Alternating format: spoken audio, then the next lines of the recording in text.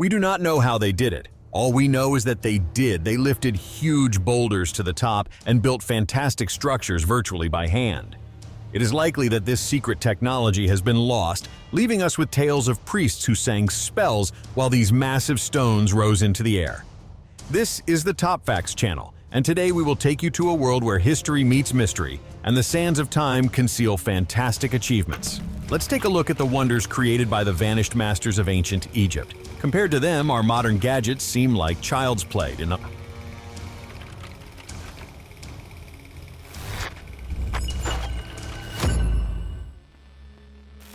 Let us first look at inexplicable structures and ponder who might have created them and why. In the very heart of the Egyptian desert, amid the whispers of shifting sands, lies an ancient relic that defies explanation. Perfectly smooth, disc-shaped objects are embedded into the surface of the ground and covered with strange symbols that are said to shimmer in the moonlight. Local inhabitants told legends about the origins of these stone hollows. They believed they were left by a long-vanished civilization. Ahmed, a young archaeologist hungry for adventure, stumbled upon one such mysterious disc during an expedition deep into the desert. Enchanted by its enigmatic beauty, he decided that he must uncover its secrets. Ahmed began searching through ancient texts and consulting with experts, but the true origin and purpose of the disc remained elusive. As Ahmed delved deeper into his research, he discovered shocking clues that hinted at the hollows belonging to another civilization. Does this mean that before the ancient Egyptians, a technologically advanced society once flourished in the desert sands, leaving us this relic? Ahmed organized an expedition to the stone disc and, with the help of his team, carefully documented every detail, from the intricate carvings on its surface to the faint radiation readings emanating from within. However, as they ventured further into the desert, they stumbled upon an even more astonishing structure, a hidden chamber, its walls adorned with ancient hieroglyphs. Among the faded inscriptions stood out a phrase that translated to "the gift of the ancient guardians." For Ahmed, this revelation erased any doubt. The stone disc was crafted using pre-Egyptian technology possessed by a mysterious vanished civilization. Now let us move on to large-scale architectural structures. The valley in the northern province of Egypt, Kafr Elik, is an integral part of the Giza Pyramid complex and is considered a marvel of ancient engineering and architecture. One of the temples is astonishingly well preserved, remaining almost untouched for thousands of years.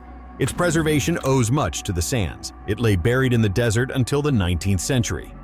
The temple is built from massive blocks of limestone and red granite, some of which weigh over 150 tons. It exhibits an astounding level of engineering sophistication that seems beyond the capabilities of its time. The sheer size of these stones attests to the great significance of the temple. Not to mention the construction challenges that baffle researchers. How were these boulders transported and assembled? Particularly intriguing are the methods that ensured the precise fitting of massive stones without the use of mortar. The temple walls are crafted with such precision that they resemble a complex three-dimensional puzzle. Someone must have calculated and planned the manipulation of these stones, accounting for all their surfaces and angles. This vividly demonstrates the highest level of craftsmanship, understanding of masonry, and the meticulous architectural planning required to achieve such wonders. Moreover, the temple features curved stones seamlessly and skillfully integrated into the structure. This entire construction defies conventional understanding of ancient construction techniques. It is unthinkable to imagine that this was accomplished using manual tools and ordinary labor. One of the most intriguing features of the Kafr Valley Temple is a large black granite block on the inner eastern wall. It stands out from the predominant material of pink granite, but its purpose remains a complete mystery. Some speculate that it might mark the gateway to a secret underground passage. It is believed that this temple was used for the mummification of Pharaoh Kafr before his burial, though no clear evidence supports this hypothesis. Researchers who have studied its architectural style suggest that the temple could be much older than the history of the pharaonic dynasties. The fact that it lacks the paintings or inscriptions typical of the pyramids makes it strikingly similar to the constructions of other civilizations discovered in distant lands. For instance, it bears a remarkable resemblance to the Sun Temple in Peru, known as Coricancha. This has led historians to consider the possibility of a connection between ancient peoples. What do you think? Does this theory hold any truth? If you've heard of structures resembling pyramids being found in Native American lands in the Grand Canyon, share your thoughts with us in the comments. Another strange location, known as the Zawiat el-Arian Enclave, is situated between the Giza Plateau and the Arab village of Abu Sir. This site is also atypical for ancient Egyptian architectural structures, but its main intrigue lies in the fact that the Egyptian government has restricted access to it and actively hinders archaeological research in this area. Currently, all visits and excavations are prohibited, and a military base is located on the site. Yes, right next to ancient burial grounds. The only scholar who managed to visit the area and gather some information was the Egyptologist Alessandro Barsanti, who conducted his research at the beginning of the 20th century, before access was completely sealed off. The architectural complexity of the structure sparked speculation that it may have been built by representatives of another, more advanced civilization than the contemporaries of the pharaohs. This structure is often referred to as the unfinished pyramid because it has a square base approximately 200 meters on each side, and inside there is a deep T-shaped central shaft carved into the bedrock.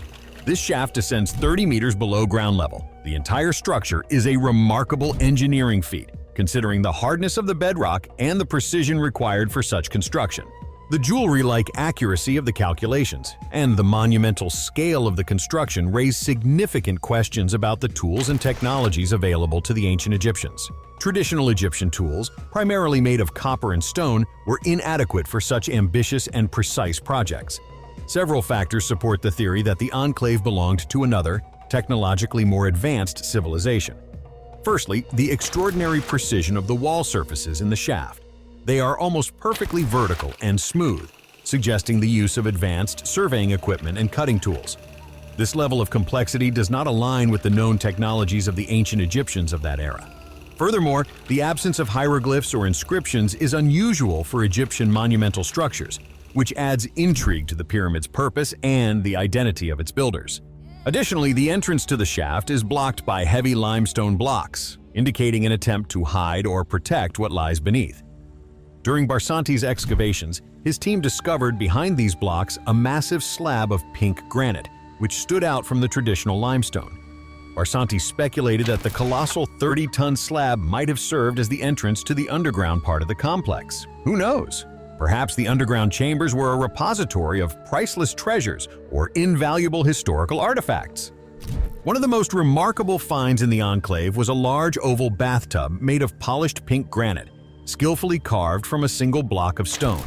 Its surface was so smooth that it resembled a mirror. A thick protective layer applied to the burial bathtub included lime and well-smeared clay, indicating the item's importance. Perhaps it contained something especially valuable. Black streaks were found on the sides of the bathtub, possibly remnants of some liquid. This also suggests the bathtub's involvement in a unique and mysterious process, perhaps mummification or preparation for burial. An extraordinary episode occurred during these excavations in 1905, leading many to believe in the mystical nature of the site, as if the prohibition against revealing this object came not from the government but from some higher power. A powerful storm struck Egypt, flooding the enclave's shaft. More than 30 meters of water rushed into the underground passage, showing that water recognizes no obstacles or bans. But surprisingly, just a few hours after the storm, the water level in the complex dropped dramatically.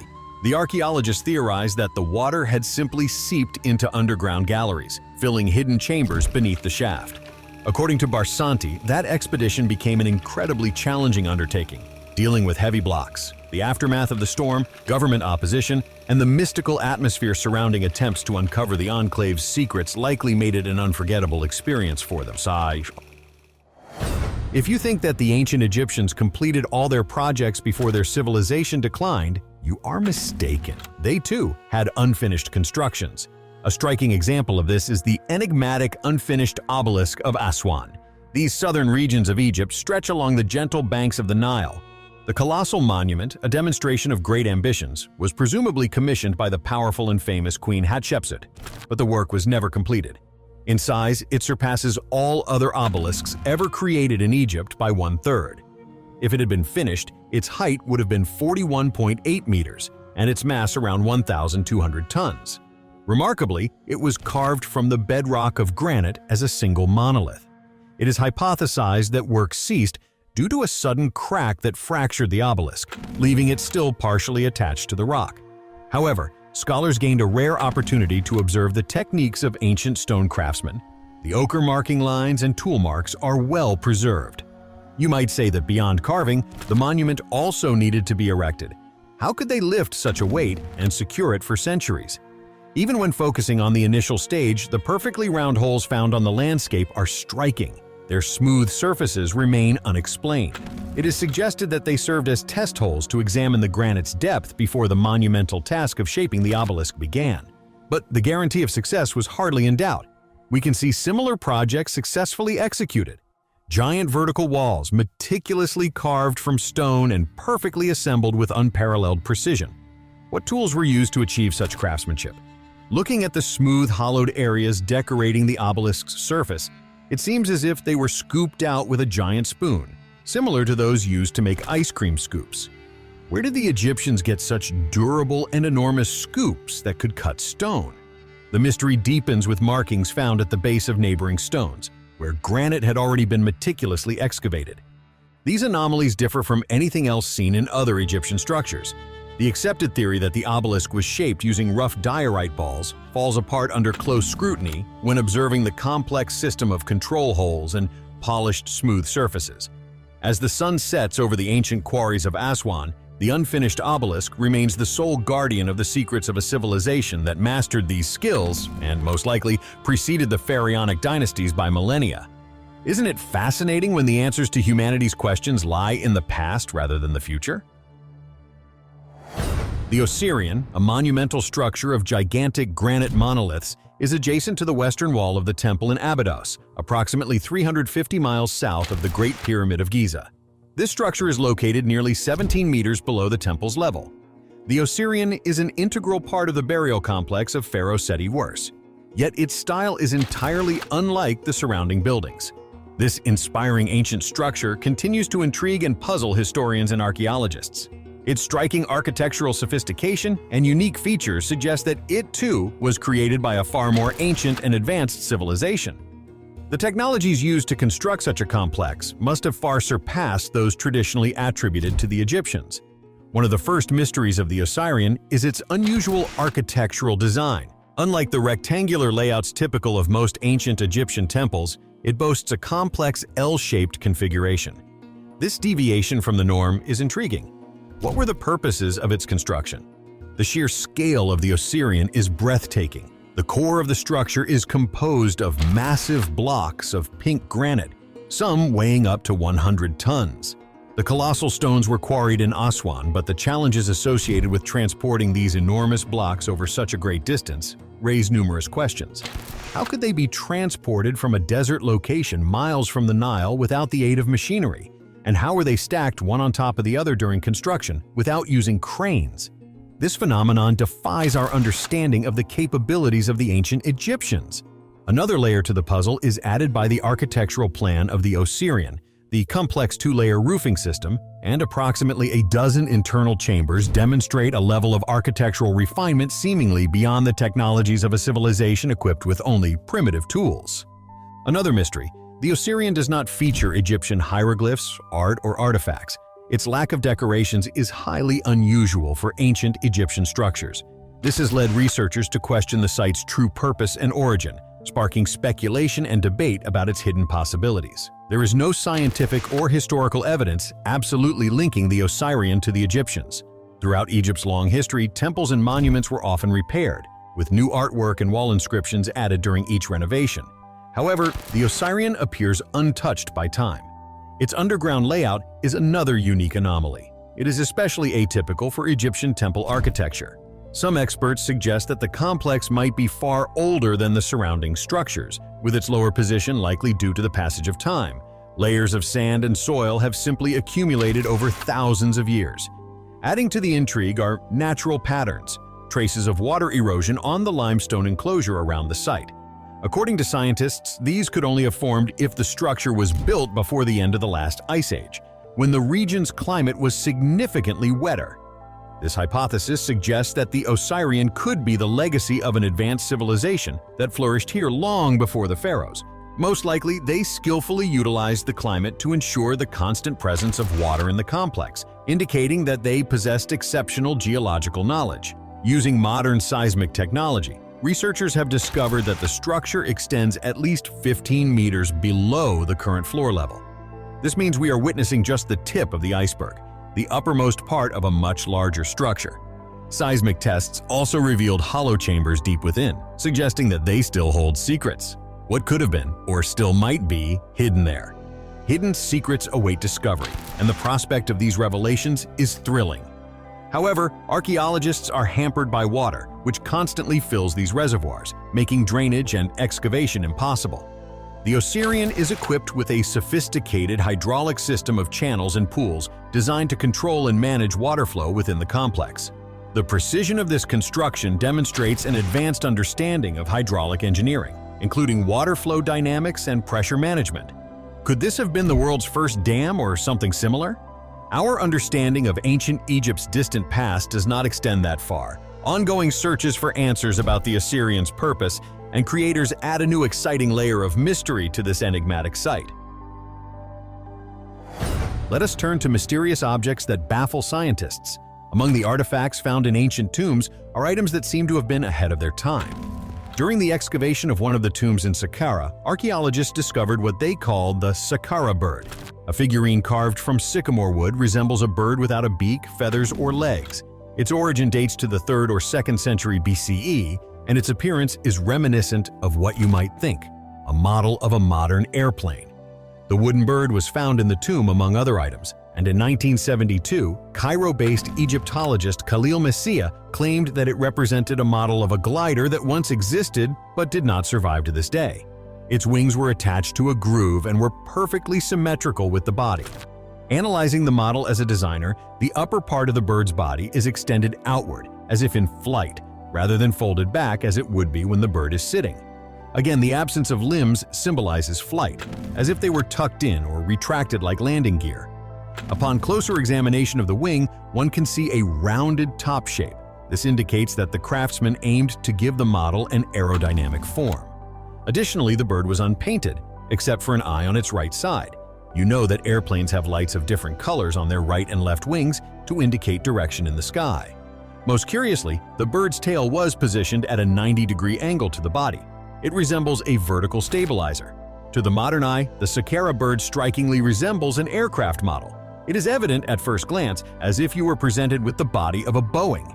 Considering that the first excavations here took place in 1898, when aviation was still in its infancy, the Wright brothers' first flight occurred only 5 years later, on December 17, 1903. The artifact remained overlooked for 70 years until rediscovered in 1969 by members of the Royal Aeronautical Society. 1. Initially, archaeologists and the scientific community dismissed Khalil Messiah's hypothesis about identifying the wooden bird as a flying apparatus. They instead associated the find with the cult of the falcon god, a boomerang, or a toy. But for the trained eye of a professional designer, the bird's shape and appearance left no doubt. This ancient model glider became the subject of an article titled African Experimental Aeronautics. Just imagine an aircraft model 2,000 years old resembling modern technology. If we hypothesize that the ancient Egyptians had the technology for air travel, it is no surprise that the Sakara bird lacks paint or decorations. It hints at weight reduction compared to other ancient artifacts which were fully painted. Ultimately, the professor concluded that the ancient Egyptians were pioneers of aviation, making the Sakara bird a subject of fascination and debate. If you look closely, its proportions do seem perfect, don't they? This object is undoubtedly one of the world's most mystical technological mysteries. Found in an ancient tomb in the Egyptian city of Sakara, it seems to belong to a different era. What's more, it looks completely modern, like a part of a complex device. Many consider this schist disc to be far ahead of its historical context because it is over 5,500 years old. Imagine, this item dates back to the First Dynasty, around 3000 BCE, yet the wheel itself wasn't invented until the end of the Middle Kingdom, around 1640 BCE. The presence of an axle suggests that the ancient Egyptians knew about technologies far more advanced than they are credited with. The disc, measuring about 60 to 67 centimeters in diameter, might have served as a wheel or a guiding part. At the time, wheels were primarily used for war chariots, but the exceptional craftsmanship evident in this artifact suggests something greater. Its intricate design continues to captivate scientists. The hub is surrounded by a series of complex, concentric patterns resembling blades. It is made of quartzite, a material known for its hardness, but we see how perfectly symmetrical and finely crafted the disc is. Once again, the mystery deepens. Tools capable of working with such hard materials were thought not to exist during the pharaoh's time. Some historians propose that the disc's thin blades were used to direct water. Its 3 blades are angled in a specific way. It appears to have been part of a mechanism that rotated around a central axle. Curiously, there are burn marks on the disc, adding further intrigue to this artifact's story. One of the fascinating artifacts from the time of the 4th dynasty of the pharaohs was found in Giza at the end of the 19th century. A fragment of stone, estimated to be 4,500 years old, was discovered near the Great Pyramids by British archaeologist Flinders Petrie, and today this granite cylinder is housed in the Petrie Museum in London. It is notable for showing clear signs of sophisticated technical processing. Drill marks are visible on the stone. The lines are engraved with perfect spacing, resembling grooves on a vinyl record. Considering it is made of homogeneous granite, the question arises, what kind of drill was used? How could the ancient Egyptians process such a hard stone using only copper tools, which are much softer than granite? The answer might lie in diamond cutting technology, only this material is hard enough to cut granite. But here we hit another dead end. According to historians, the Egyptians didn't have access to such technology in that era, or even 1,000 years later. They typically used bow drills, a simple but effective design still used by northern peoples today for drilling wood, bone, and even sheet metal. But these drills move back and forth, whereas here we see traces of continuous rotation, like those left by a modern electric drill. Clearly, such advanced methods were beyond the technological capabilities of the time. What's even more puzzling is that the cylinder was drilled with much greater force than an electric drill, evidenced by the wide spacing between revolutions. The mystery of this granite piece remains unsolved, but even with hypotheses, we can draw some stunning and obvious conclusions. The year 1922 marked a groundbreaking discovery in archaeology when British archaeologist Howard Carter, accompanied by Lord Carnarvon, entered the sealed chambers of Tutankhamun's tomb in the Valley of the Kings. The resting place of the young pharaoh had remained untouched for thousands of years, but turned out to be a treasure trove of gold artifacts and ornaments. Among the many treasures was a collection of daggers, one of which stood out, a dagger made of iron encased in golden scabbards. It is known that Tutankhamun died at the young age of 19 under mysterious circumstances, from injuries or possibly murder.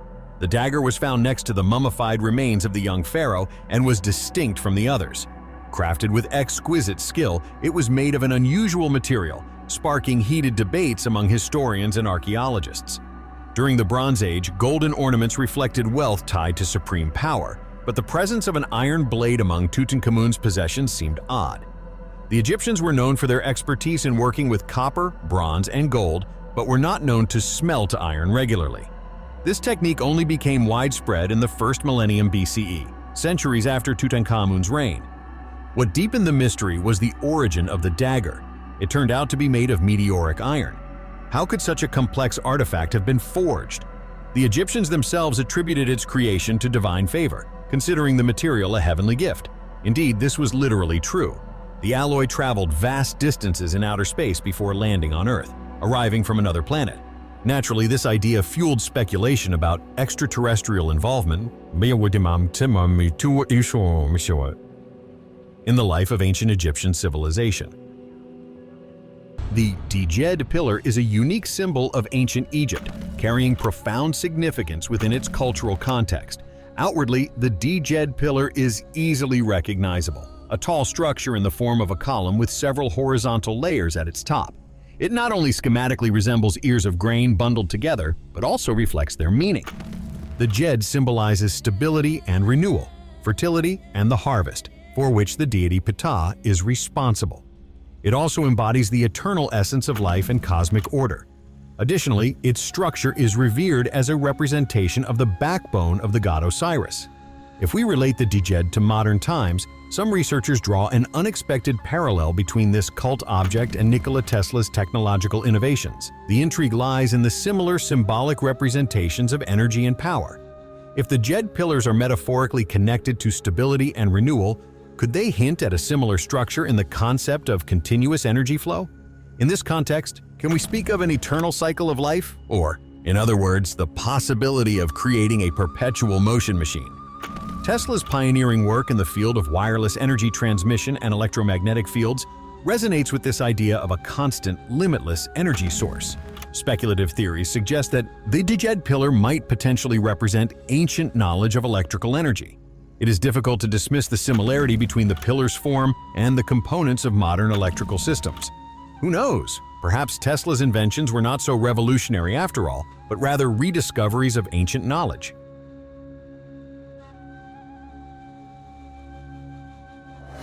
Finally, one of the most striking symbols of ancient Egypt is the Dendera Light, a controversial artifact suggesting that the Egyptians might have had electricity. While researching the relief carvings on the walls of the Hathor Temple in the ancient city of Dendera, archaeologists uncovered something astonishing. The depictions appeared to show objects resembling modern electrical devices, light bulbs. French historians hypothesize that these carvings indicated advanced technology and the use of electricity in ancient Egypt. However, traditional Egyptologists interpret the images as symbolic representations from Egyptian mythology. Interestingly, recent investigations of ancient temples have revealed no traces of soot from candles or oil lamps used for lighting. If fire-based lighting was used, soot and smoke would inevitably have stained the ceilings. This absence suggests the possible use of a clean light source. Eric von Däniken, a well-known researcher, proposed that the Egyptians used light bulbs and direct current long before Thomas Edison. In his book Chariots of the Gods and its accompanying documentary, von Däniken presented astonishing discoveries. Wall carvings showed transparent glass tubes with filament-like rods inside. Could these be ancient light sources? Däniken even created a replica of this device based on these carvings, and it emitted light when powered, supporting the theory of ancient electric lamps. Such incredible findings challenge our traditional understanding of ancient technologies. What if everything new is just a rediscovery of what was lost? Be cautious when encountering mysteries and don't trust random sources. And don't forget to rate this video, give it a thumbs up or thumbs down, and subscribe to the TopFacts channel, a laboratory of incredible facts and selections from across the internet.